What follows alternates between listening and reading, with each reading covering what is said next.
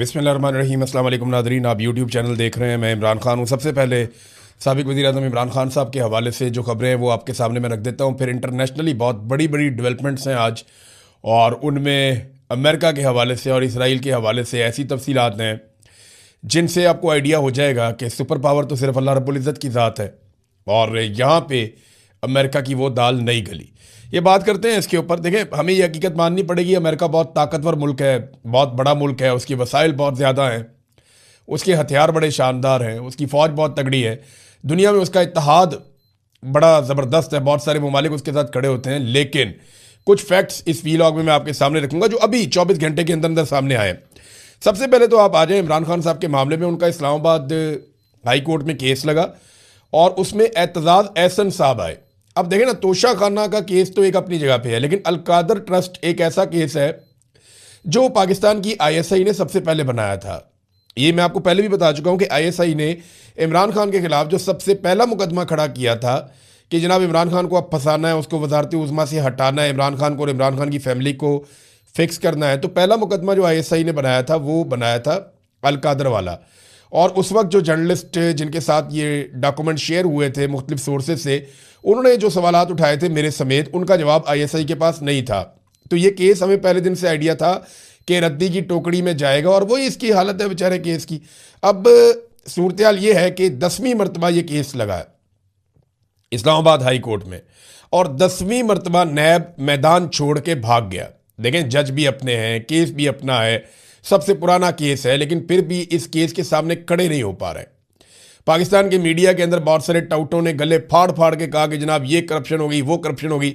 मेरे ख्याल में नैब के प्रोसिक्यूटर्स को हटाकर इन टाउटों को लाकर अदालत में खड़ा किया जाए और कहा जाए कि साबित करो इमरान खान के खिलाफ ये केस ठीक है। ये नहीं वकील आगे आगे लग के भाग रहे हैं, महंगे तरीन वकील हैं, प्रोसिक्यूटर्स हैं, वो केस लड़ ही नहीं पा रहे। वो कह रहे हैं जी हमसे नहीं लड़ा जा रहा।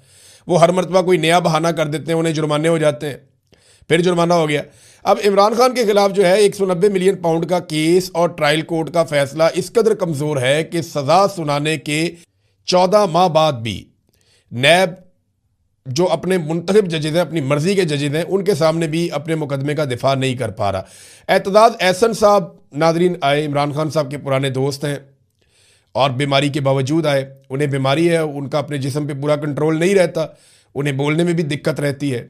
बहुत बुजुर्ग आदमी है, 80 साल के करीब उनकी उम्र है। तो एतजाज़ एहसन साहब आए।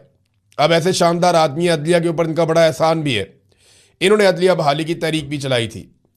तो एतजाज़ एहसन साहब आए इमरान खान साहब के लिए, और उन्होंने अदालत के अंदर कोशिश की, लेकिन जजेज उठकर चले गए। जजेज ने बाकायदा कोई तारीख दी नहीं, तारीख के लिए कोशिश कर रहे थे, तारीख मांग रहे थे, एतजाज़ एहसन भी उन्होंने दी नहीं। फिर एतजाज़ एहसन साहब चले गए और जाकर वहाँ बैठ गए सेक्रेटरी के ऑफिस में, और वहाँ उन्होंने दे दिया धरना। उन्होंने कहा जब तक चीफ जस्टिस से नहीं मिलवाएंगे मैं यहाँ से नहीं जाऊँगा। अब चीफ जस्टिस को भी पता है, एजेंसियों को भी पता है कि एतजाज़ एहसन ने कहा है कि मैं नहीं जाऊँगा, तो फिर ये नहीं जाएंगे। फिर एतजाज़ एहसन साहब ने बाहर आके अनाउंस किया कि इमरान खान के केसेस के लिए तारीख मिल गई है, जिसका ऐलान इस्लामाबाद हाई कोर्ट करेगी। इमरान खान मेरा दोस्त है, उसने मुझे बहुत कहा कि मेरी पार्टी में आ जाओ, लेकिन जब मुझे ये सब पता चला तो मुझे बहुत दुख हुआ। तब मैंने उनकी बहनों से खुद रब्ता किया, एतजाज़ एहसन ने कहा, और मैं खुद यहाँ पे आया हूँ। यानी जब वो बात कर रहे थे ना एतजाज़ एहसन साहब, तब भी उनको दवाई खानी पड़ी है, और डॉक्टरों ने उन्हें कहा था कि 6 दिन तक आपने रेस्ट करना है, लेकिन इसके बावजूद वह इमरान खान के लिए अदालत में आए। लेकिन जजेज इंसाफ देने के लिए तैयार नहीं है, पता नहीं कब की तारीख देंगे, क्या करेंगे। लेकिन एक बात तो पक्की है, जो आसिम मुनीर साहब और नवाज शरीफ चाहते हैं, जरदारी भी यही चाहते हैं, फजलुर रहमान की भी यही ख्वाहिश है, MQM भी यही चाहती है, ANP तो पहले दिन से यही चाहती है कि इमरान खान किसी तरह भी नीचे आ जाए। यानी जिस मुकाम पे वो खड़ा हुआ है कि मैं डील नहीं कर रहा, मैं डट गया हूँ यहाँ पे, मैं आसिम मुनीर के सामने हार नहीं मानूंगा, मुझे डरा हुआ देखना इनकी हसरत रह जाएगी, मैं मर जाऊँगा, मैं झुकूंगा नहीं, मैं अपनी कौम को झुकने नहीं दूंगा। तो ये जो बातें इमरान खान ने की हुई हैं, वो चाहते हैं इमरान खान इनसे नीचे उतरे। इमरान खान साहब नीचे उतरने के लिए तैयार नहीं है। अब यहाँ पे इमरान खान साहब के वकील सलमान सफदर ने जब दलाइल शुरू किए तो उन्होंने कहा कि मेरे क्लाइंट साबिक वज़ीर-ए-आज़म इमरान खान ने मुझे मेडिकल ग्राउंड पर दलाइल देने से रोक दिया है, तो मैं मेडिकल ग्राउंड को बुनियाद बनाकर दलाइल नहीं दूंगा। आप अंदाज़ा करें, इमरान खान की फैमिली कह रही है कि मेडिकल बुनियादों पे इमरान खान साहब को बाहर निकाला जाए, ये किया जाए, लेकिन इमरान खान मेडिकल बुनियाद पे बाहर आने के लिए तैयार नहीं है। वो अपना इलाज जेल के अंदर रहते हुए करवा रहे हैं। उनकी आंख के साथ जो भी खेल खेला गया, उनकी फैमिली को भी नहीं मिलवाया जाता, डॉक्टरों को भी नहीं मिलवाया जाता, तो ये तो नहीं हम कह सकते कि क्या किया गया, लेकिन कुछ तो ऐसा किया गया जिससे उनकी एक बिनाई मुतासर हो गई, एक आंख ज़ाया हो गई। तो इस पे जो है वो इमरान खान साहब अभी तक इस स्टेटमेंट से आपको अंदाज़ा हो जाना चाहिए कि वो शख्स कितना आसाबी तौर पे मजबूत है, और उसने जो कहा वो उसके ऊपर पहरा दे रहा है कि नहीं, मुझे कोई नवाज शरीफ नहीं बनना, जरदारी नहीं बनना। देखें, जो नून लीगी वुज़रा है वो रोज़ाना की बुनियाद पर टीवी पर आकर कहते हैं कि एक लिख कर तो दे दें कि हम अस्पताल जाना चाहते हैं, और भाई लिख कर तो दे दें कि हम बनी गाला शिफ्ट होना चाहते हैं, एक कागज़ तो दे दें लिख कर। वो लिख कर नहीं देते, इन्हें एक कागज़ चाहिए ऐसे दिखाने के लिए कि ये देखें जनाब बीमारी का बहाना, ये देखें जनाब इमरान खान साहब जो हैं वो जाना चाहते हैं बनी गाला, ये देखें जनाब इमरान खान जाना चाहते हैं जनाब अस्पताल। क्योंकि इमरान खान एक फिट आदमी है, उसने बाद में एक्सरसाइजेज करनी है, और वो अभी भी डॉक्टर्स ने बताया कि वो बहुत फिट थे इमरान खान साहब जब आए अस्पताल में। सिर्फ उनकी आंख का एक इशू है बड़ा सीरियस, लेकिन फिजिकली तो वो बहुत फिट है। तो बाद में उनको दिखाकर ये कहेंगे देखो जी बीमारी का बहाना बनाया इमरान खान ने, तो इमरान खान उन्हें कोई ऐसा कागज़ देना नहीं चाहते और ना वो देते हुए दिखाई दे रहे हैं। अब आ जाए नाजरीन बैनुल-अक़वामी मामलात की तरफ। डोनाल्ड ट्रंप ने एक मरतबा फिर बयान दिया है कि वो ईरान के साथ बात करना चाहते हैं। बयान एग्जैक्टली क्या है मैं आपको बताता हूँ। वो ये कह रहे हैं ये मुमकिन है कि मैं ईरान से बात कर लूँ। डोनाल्ड ट्रंप, यानी एक दिन डोनाल्ड ट्रंप का स्टेटमेंट होता है कि मैं ईरान से बात करना चाहता हूँ, मेरी ईरान से बात करवाई जाए, मैं जंग बंद करना चाहता हूँ। अगले दिन स्टेटमेंट होता है नहीं, ईरान ने बहुत देर कर दी है। फिर एक दिन स्टेटमेंट होता है कि जनाब हमें जहाज़ डबोने का मज़ा आ रहा है, हम बहरी जहाज़ों को समंदर के अंदर डबो रहे हैं, बड़ा फ़न हो रहा है इसमें। अगले दिन होता है नहीं नहीं, हमें हर हाल में जो है वो मामला जो है वो हल की तरफ लेकर जाना, मैं बात करने के लिए तैयार हूँ। ये हो क्या रहा है? देखिए, इसराइल से भी ऐसी आवाज़ें आ रही। मसला ये है कि अमेरिका और इसराइल थकने लगे हैं। उन्होंने खुद को एक ऐसी लड़ाई में फंसा दिया है जिसका उन्हें बिल्कुल अंदाज़ा नहीं था। अमरीकी थिंक टैंक्स ये बता रहे हैं कि अमेरिकन अंदाजे और तखमीने गलत साबित हुए कि ईरान कितनी जल्दी ढेर हो जाएगा, बल्कि ईरान ने हैरान कुन हद तक रेजिलियंस शो कर दी है और अब सूरत हाल ईरान के कंट्रोल में है। इन्होंने लड़ाई शुरू तो कर दी, लेकिन अब ये कंबल को छोड़ते हैं और कंबल इन्हें नहीं छोड़ता। ये सूरत हाल पैदा हो चुकी है। दूसरी जानिब जो इराकची हैं वज़ीर ख़ारजा ईरान के, उन्होंने कैटेगोरिकली कहा कि कोई इम्कान नहीं है कि अमेरिका के साथ हम बातचीत करें। उसकी वजह वो ये बताते हैं कि अमेरिका ने हमें धोखा दिया है, हमारे साथ अमेरिका की बातचीत जारी थी, हमसे वादा किया गया कि अमेरिका हमला नहीं करेगा, मगर इसके बावजूद हमला कर दिया गया, तो अमेरिका काबिल भरोसा रहा नहीं। देखिए, होनी तो बातचीत है और बातचीत के जरिए मसले का हल निकलेगा एंड में। तो वो बातचीत कौन करेगा? अब ईरान अमेरिका के साथ तो बातचीत करता नहीं, यानी अमेरिका ने अपनी वो वक़्त और हैसियत खो दी है जो उसकी थी। अब अमेरिका बात किससे करेगा? रशिया से, चाइना से, तुर्की से, पाकिस्तान से बात कर सकता है। पाकिस्तान अमरीकी नुमाइंदे के तौर पे ईरान से बातचीत कर सकता है। वो कैसे? शहबाज शरीफ साहब को एक दिन पहले इजाज़त दी गई और उन्होंने सबसे पहले जो है वो नए सुप्रीम लीडर को मुबारकबाद दी। नए सुप्रीम लीडर के बारे में इत्तलात हैं कि वो ज़ख्मी हैं, लेकिन वो महफूज हैं और कुछ ज़्यादा बड़ा मसला नहीं है, लेकिन उनके बारे में ये इत्तलात ईरान में से आ रही हैं कि वो ज़ख्मी है। अब शहबाज शरीफ ने पहले नए सुप्रीम लीडर को मुबारकबाद दी और फिर ईरानी सदर से आज बात भी की है। ईरानी सदर से शहबाज शरीफ ने जो बात की वो ज़्यादा डिटेल में तो रिपोर्ट नहीं हुई, लेकिन उन्होंने कहा जी कि ईरान का खित्ते के दीगर ममालिक के साथ किसी तनाज़े में पड़ने का कोई इरादा नहीं है। आलमी बरादरी जंग के जिम्मेदारों पर तवज्जो नहीं देती तो आलमी निज़ाम और सिक्योरिटी को संगीन खतरात हो सकते हैं। ईरान का खित्ते के दीगर ममालिक के साथ किसी तनाज़े में पड़ने का कोई इरादा नहीं है। तो ये जनाब बातचीत हुई। शहबाज शरीफ ने क्या कहा ये हमारे सामने नहीं आया, लेकिन शहबाज शरीफ ने यही कहा होगा कि सऊदी अरब हमारी मजबूरी है, हमारा उनके साथ मुआहदा है, तो आप सऊदी अरब को ना मारें, आप उनके साथ ना लड़ें। पाकिस्तान बड़ी अजीब सिचुएशन में फंस गया है, उनके ऊपर सऊदी अरब का भी दबाव है, ईरान से ना लड़ने के लिए पाकिस्तान के अंदर से भी दबाव है। डोनाल्ड ट्रंप की जानिब से भी अब एक हुक्मनामा ऐसा लगता है कि आ गया है कि अब ये राब्ते कर रहे हैं ईरानी क़यादत से, ताकि कल को अमेरिकन बिहाफ के ऊपर ये ईरान के साथ मुज़ाकरात या बातचीत कर सकें। वो अपने कुछ गुड कॉप भी रखते हैं, बैड कॉप गुड कॉप खेलते हैं ना, तो वो यही तरीका है कि पाकिस्तान एक ऐसा वफ़ादार मुल्क है, या पाकिस्तानी जो सियासी क़यादत है या फ़ौजी क़यादत है वो इतनी अच्छी वफ़ादार है डोनाल्ड ट्रंप की। डोनाल्ड ट्रंप को ये लगता है कि अगर ये ईरान के साथ राब्ते में रहेंगे तो हमारा एक रास्ता खुला रहेगा। बहरहाल इराकची ने तो मना कर दिया कि मुज़ाकरात का इम्कान नहीं है। नादरीन, इसराइल की अब हालत मैं आपको बताता हूँ। इसराइल की हालत ये है, आपको इस ट्वीट में नज़र आ जाएगी। पहली मरतबा इसराइली फॉरेन मिनिस्ट्री, इन्होंने एक ट्वीट किया है और इसमें ये लिखते हैं, the Iranian regime is firing cluster bombs at Israeli civilians, their deliberate and repeated use against civilians shows that the Iranian terror regime is seeking to maximize civilian deaths and harm। वो कहते हैं जनाब कि Iran हमारे ऊपर जो है ना वो मार रहा है क्लस्टर बम, और ये इसराइल के सिविलियन को मारा जा रहा है, और ये जानबूझकर किया जा रहा है और बार बार किया जा रहा है। और ये शो करता है कि ईरान ज़्यादातर जो है वो सिविलियंस को निशाना बनाना चाहता है, ये इसराइल कह रहा है। साथ उसने बताया कि ये तस्वीर लगा के क्लस्टर बम होता क्या है, कि जनाब वो बैलिस्टिक मिसाइल होता है, वो किस तरीके से उसके अंदर से बम निकलते हैं, वॉर हेड कैसे निकलते हैं, फिर कैसे वो मल्टीपल बमों में तब्दील हो जाता है और किस तरीके से वो तबाही फैलाता है। ये 3 मरहलों में उन्होंने बताया, एक बाकायदा पूरा पोस्टर भी जारी किया है। देखिए, इसराइल के मुंह से ना सिविलियन का लफ्ज़ अच्छा नहीं लगता। इसराइल ये वर्ड बोल ही नहीं सकता। इसराइल ने अपने सिविलियन को महफूज रखने के लिए ज़ेरे ज़मीन बंकर्स भी बनाए, सब किया। देखिए, सिविलियन का नुकसान दुनिया में कहीं भी हो, मैं मजम्मत कर सकता हूँ, आप कर सकते हैं, दुनिया के वो ममालिक कर सकते हैं जिन्होंने सिविलियंस के ऊपर अटैक नहीं किया। वो लोग कर सकते हैं जो सिविलियंस के लिए आवाज़ उठाते हैं, जो ह्यूमन राइट्स के लिए काम करते हैं। लेकिन इसराइल कभी भी सिविलियंस के लिए आवाज़ उठाने का हक नहीं रखता। वो अपना ये हक खो बैठा है। उसकी वजह मैं आपको बताता हूँ, इखलाकी जवाब ही नहीं है।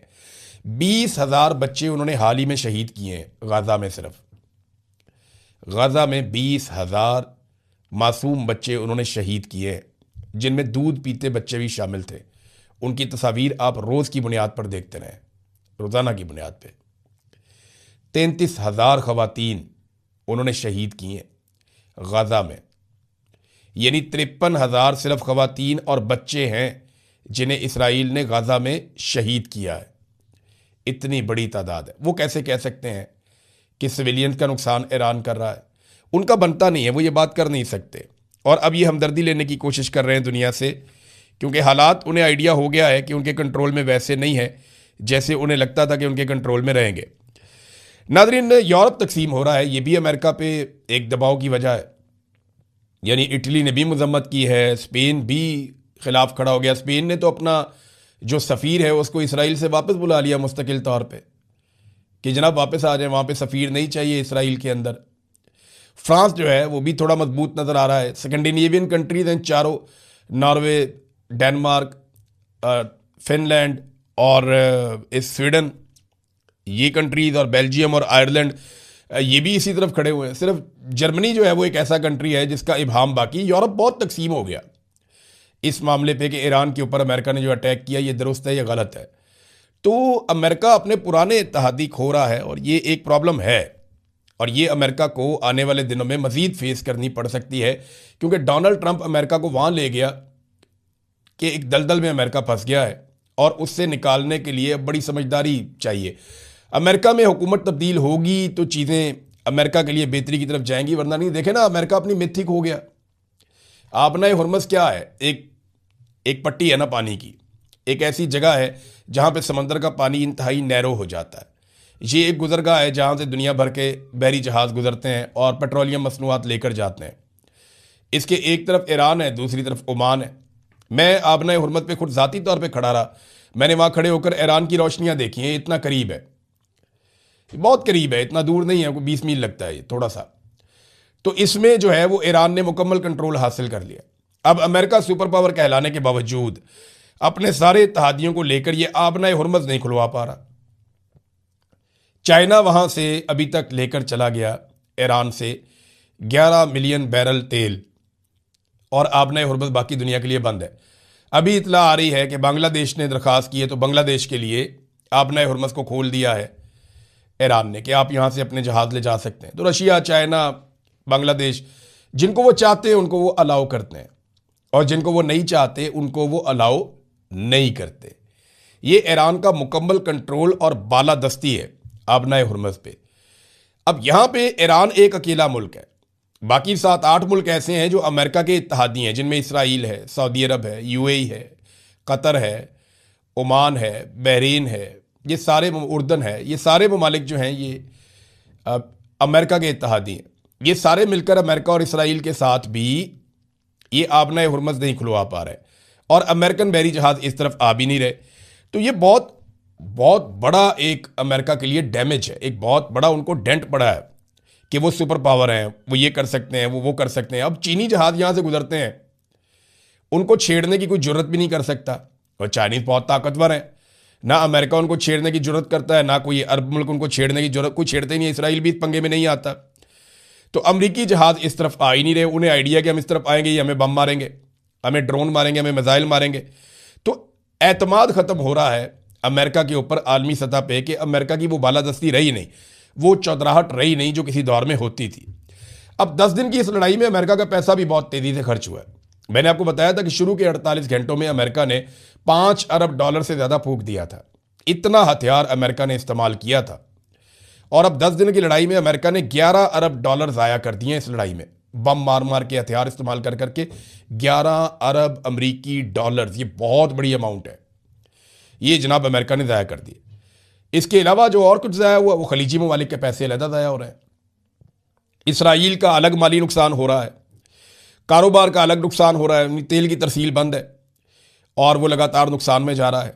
फिर इसराइल के अंदर और खलीजी ममालिक के अंदर जो इंफ्रास्ट्रक्चर की तबाही हुई है और जो अमेरिका का बहुत बड़ा फौजी इंफ्रास्ट्रक्चर तबाह हुआ, वो नुकसान अलग है। यानी ये इतने अरबों डॉलर हैं कि इतनी छोटी सी लड़ाई में एक कमर तोड़ के रख दी है ईरान ने इन सब की, अपने मुखालिफिन की खास तौर पे। इसमें अमेरिका की मिथ टूट गई है।